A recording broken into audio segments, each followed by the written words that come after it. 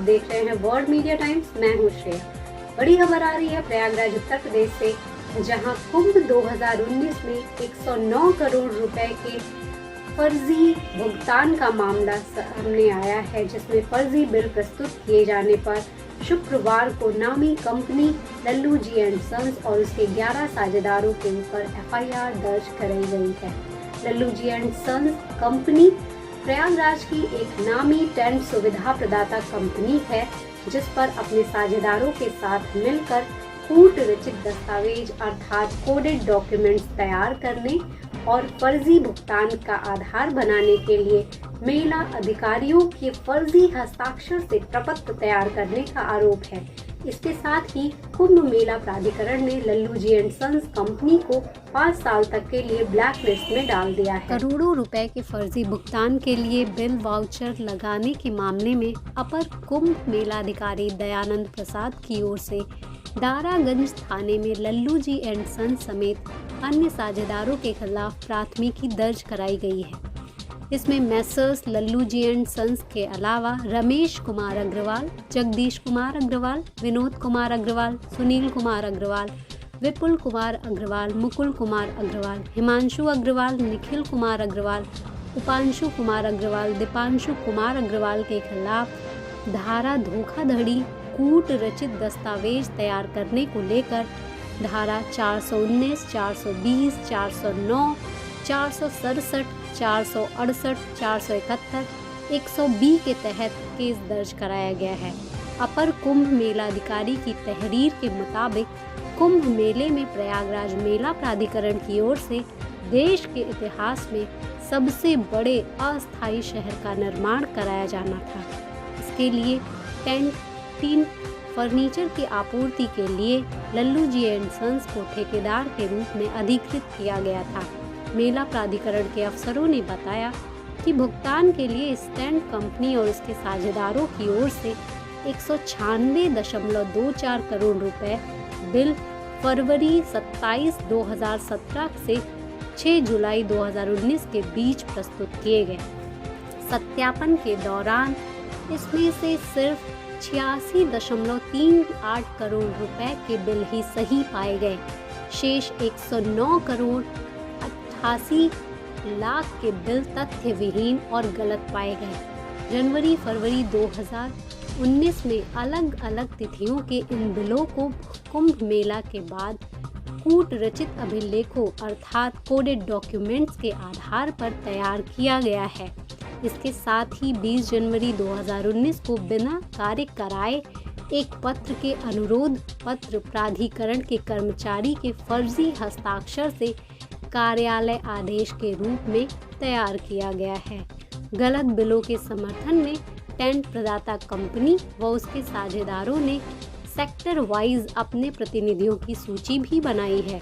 कुंभ मेला 2019 के लिए शासन की ओर से अनुमोदित बजट से टेंट कंपनी ने अलग अलग विभागों से 171 करोड़ रुपए का भुगतान प्राप्त कर लिया है, लेकिन लालचवश इस कंपनी और उसके साझेदारों ने 109 करोड़ 85 लाख रुपए का फर्जी बिल भुगतान के लिए प्रस्तुत किया, जो जांच में गलत पाया गया है।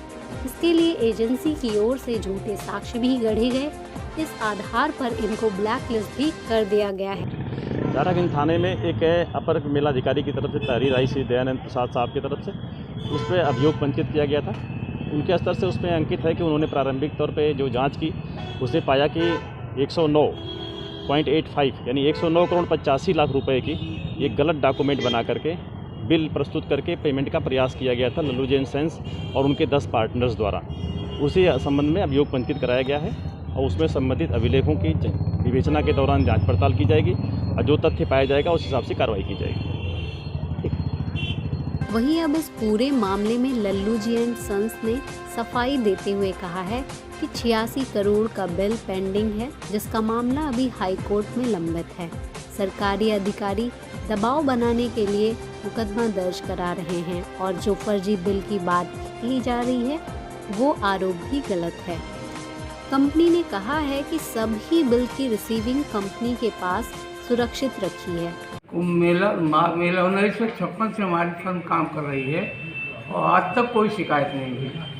और उस समय कुंभ मेला में भी इन विजय किरण मेला अधिकारी ने काम करा, तब शिकायत नहीं थी। जब पेमेंट की बात आई तो उन्होंने इनकार कर दिया, कहा मैं इतना दूंगा, हमारे पास बजट नहीं है।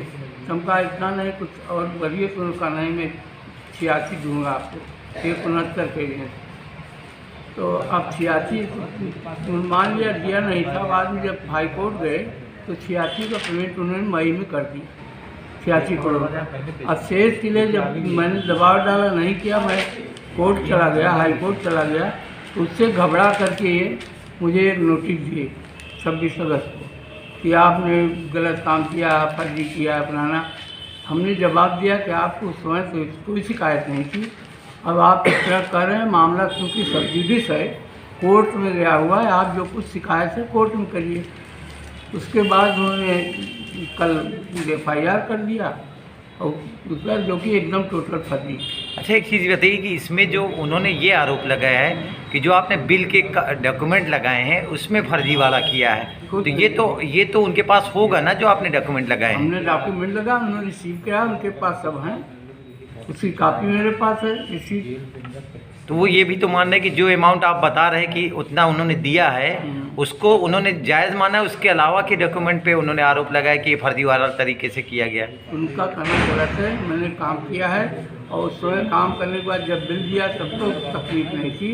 अब जब बाद में कहते हैं कम करिए, तमाम बार मेरे ऊपर दबाव डाला, तो मैं बिल्कुल मैंने काम किया, पैसा लगाया है, मैं व्यापारी आदमी हूँ। उसके बाद ये दबाव डाल रहे हैं कि आप माफ़ कर दिए सब।